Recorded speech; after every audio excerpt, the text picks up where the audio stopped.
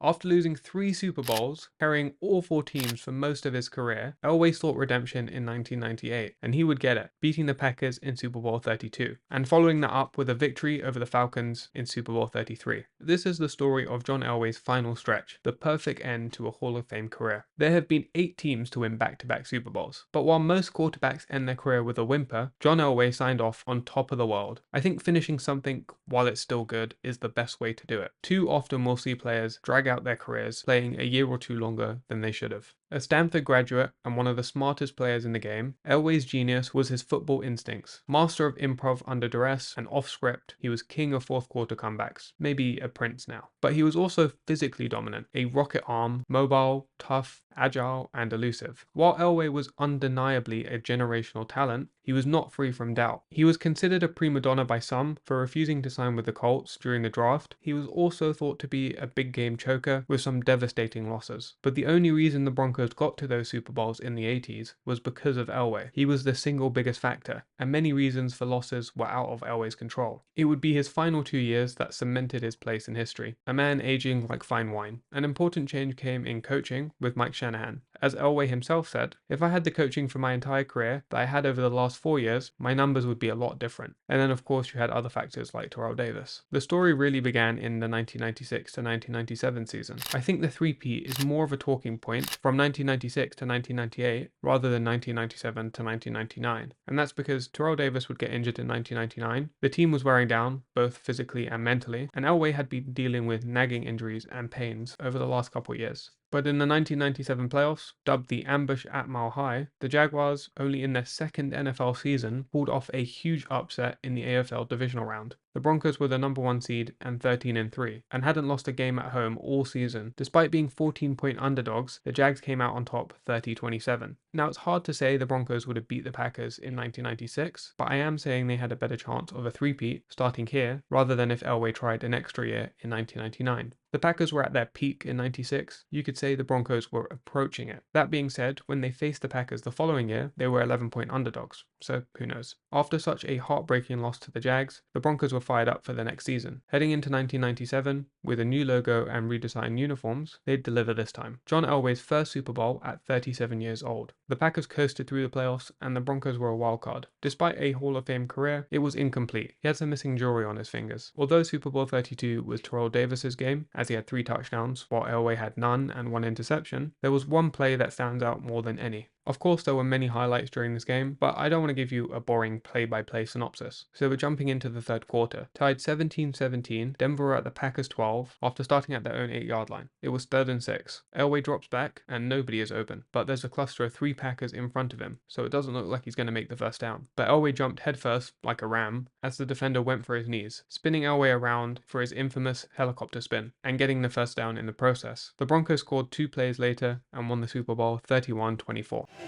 thing I want to say here tonight, there's only 4 words. This one for Todd. In the off-season, retirement was considered, but Elway didn't feel ready, so he came back. Despite Elway missing a few games during the season, the Broncos remained undefeated till Week 14 against the Giants. With home field advantage secured, they may have mentally checked out during those last few weeks. Terrell Davis would cap off an all-time great season, passing the 2,000-yard mark in the final week. At the time, he was one of only 4 players to ever do that. What followed would be a great playoff run. They bested Dan Marino in the AFC divisional playoffs, and despite being down 10-0 in the third quarter, a special teams turnover shifted momentum, and they overcame the Jets to face off the Falcons in Super Bowl 33. That Super Bowl was peak Elway. He threw an 80-yard touchdown dime and added a 3-yard rushing touchdown. He controlled the field, and at the time, his 336 passing yards was the 3rd highest total in Super Bowl history. For that kind of performance, he'd be awarded Super Bowl MVP. Despite Shannon Sharpe leaving the game with an injury, the Broncos powered on, winning 34-19. This time, when Elway considered retirement, he was ready. Handing over Elway's second Lombardi, NFL Commissioner Paul Tagliabue said, "If, and I underline if, this is your last game, on behalf of millions of fans around the world, I want to say thank you for so many memories."